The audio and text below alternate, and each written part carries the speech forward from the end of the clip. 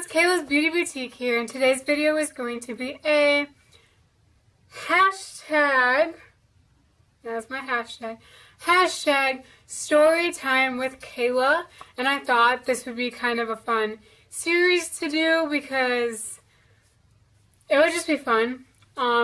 Anytime that I have a funny story or a story that I'm willing to share with you guys, I will upload and it will be called hashtag Storytime with Kayla. So I thought I would start off today with one of my dog sitting stories. If you remember a while back ago, like way back in June, I uploaded a video called Dog Sitting 101, and I will link that down below so you guys can check that out. I said in that video specifically that I have not had a problem when dog sitting. I dog sat twice this past summer, and when I filmed that video, the Dog Sitting 101 video, that was my first time dog sitting for the summer, and nothing happened on that trip, but something did happen on the second time that I dog sat, if that makes sense. So it's crazy. It's kind of funny, but I'm just going to start off with the story right now. So I dog sat like twice in June. I dog sat kind of in the middle of June, which is when I posted and uploaded the Dog Sitting 101 video. And then I dog sat again at the end of June, going into the way beginning of July. And I was kind of out in the country, you know. It was like this town area. Okay, so I live in the country, but not on a farm. There's like houses all around me. It's just like a little, you know, neighborhood, but in the country with like a big yard, long driveway, things like that. I was in the same type of neighborhood, like country neighborhood, like it was, I want to say it was maybe 15 minutes away from my house. It was still in my town, but it was still 15 minutes away. It was a long trip, and I do know they lived 5 miles from my grandparents' house, so I had my grandparents near me in case I needed anything, and this certain story, I did need something. Okay, so one day I don't know what I was doing. I want to say that I just came home from getting ready for the day because I slept at my house, and then I would go back and take care of the dogs and then come back, and usually I would sleep in. I would come back and I would go back to bed and just sleep in if I did not have to work that day. And I think I slept in, you know, I woke up, I got ready for my day, and I brought my lunch over to the house, what I think I did. Yeah, I think I did do that. Maybe it was for dinner. I don't know. All I know is I'm pretty sure I came from my house. Now I'm just rambling. Let's just say I came from my house. So I came back from my house. I went into their house to go let the dogs out of their kennels and to bring them outside because it was time for them to go outside and do their business, right? So I set my car keys down. Pay attention to this part. This is what you need to pay attention to. So I set my car keys down, my phone down, my food down that I had in my hand to eat, and the garage door opener down. And I set those down on the kitchen table, and I went over and I let out the dogs from their kennels, let them kind of run around for a little bit to get some energy out, and then I go out into their garage. I shut the door, thinking that you know, hey, I unlocked it, you know, it's fine. And I shut the door, and then I go to their back door. You kind of walk out of their door, and then you kind of turn this way again. And So I walked out into their garage and I turned and to go to the door that leads outside to their backyard. And right next to that door, there's like this fenced-in area where I'm supposed to bring the dogs. And that's what I did. I brought the dogs out there. And it was kind of hot outside, not too hot. It wasn't like miserably hot outside. But I locked the dogs up, you know, and I went back inside. I tried to open the door, and for some odd reason, I got locked out. I don't know how that happened. I must have like bumped the lock on the door when I went to let the dogs out or something, because I had to unlock the door to get into the house. And I had the keys with me, obviously. And I don't know how the door locked, but it somehow ended up locking itself, or I bumped it or something like that. But, yeah, so I locked myself out and the dogs. And keep in mind the part that I made you pay attention to. My car keys,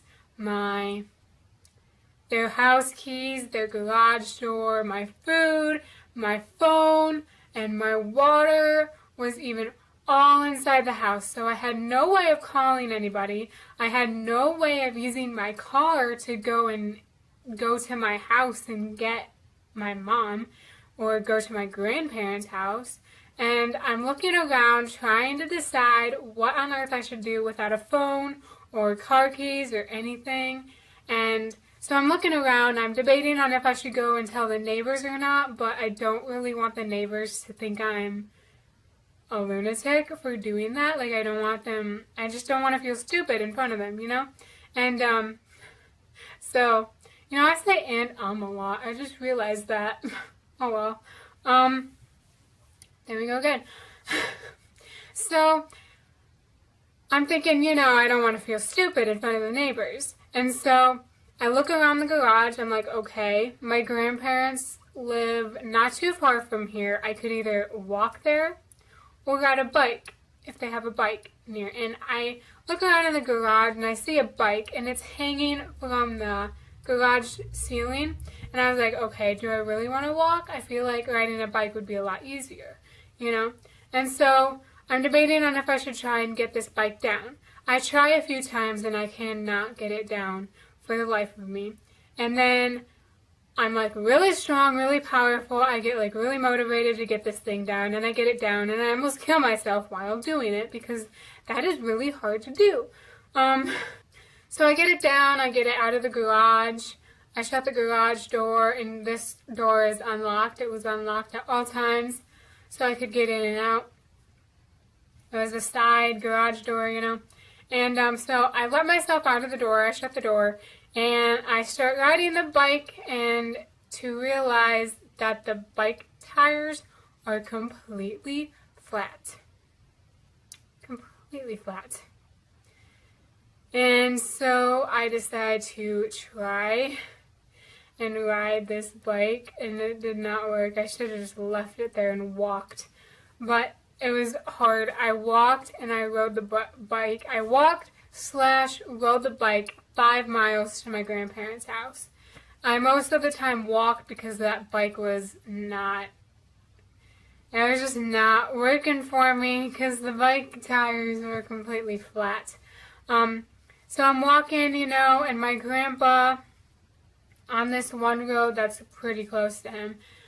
Here's like the road I was at. There's one really long road, and then there's the road they live on. And on that long road that I explained to you, there's this house that was closest to the end of the road my way. And there's this farm that my grandpa works at. And he just hauls corn for them in a semi. And I look and I'm like, okay, is my grandpa working? Is he there? And I thought I saw his car, but recently, probably not really recently, he got a new car. He had a truck. Now he has like a minivan or whatever that he uses to go to work and stuff.